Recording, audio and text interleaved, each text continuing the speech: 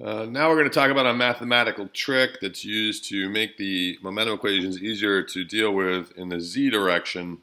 If you look at the z momentum equation, we've included the fact that it has a body force, that is gravitational force here on the end that's causing the fluid to move, potentially because of gravity. Of course, that can happen.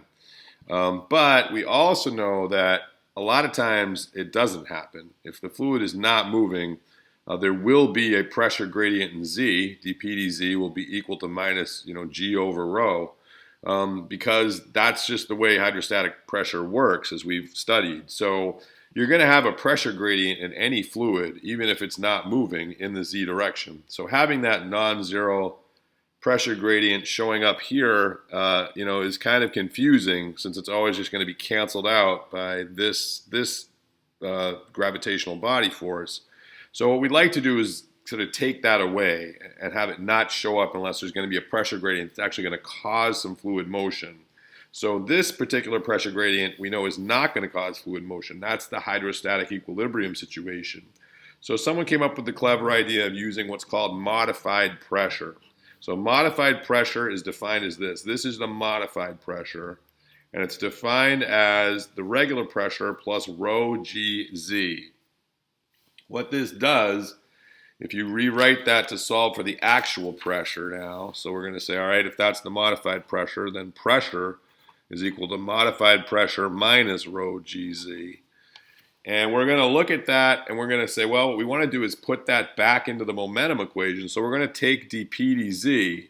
So dp dz is equal to d by dz of this term for the modified pressure with it in it.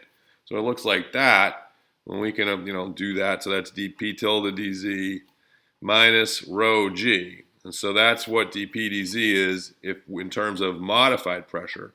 So now I'm going to plug that back into the z momentum equation. So the z momentum equation says rho dw dt plus u dw dx plus v dw dy plus w dw dz is all equal to minus dp dz. Okay, well, I'm going to put in my dp tilde dz minus rho g term there, plus we're on rho mu del squared w minus rho g.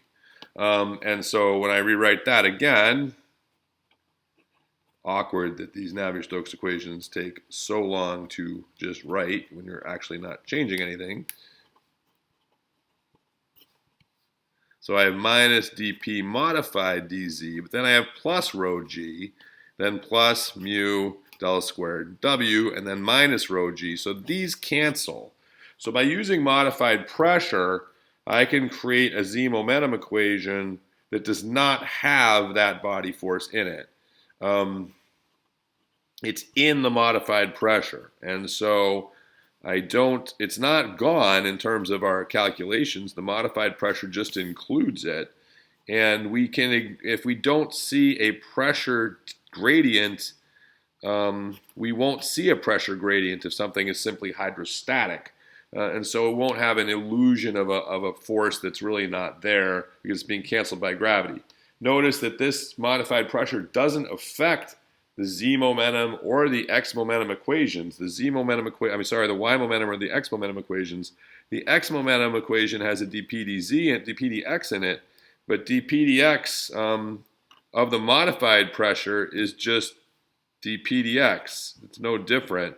And the same thing for dp dy. dp dy is equal to dp tilde dy, because this term here, when you take its derivative with respect to x or y, it just disappears. So this modified pressure can be used in all three equations without changing the x and the y equation, but it makes the z equation somewhat more easy to deal with because you no longer have the body force term unless you add a body force that is different from gravity, and you no longer have a pressure gradient if the only pressure gradient is resulting from simple hydrostatic changes in pressure.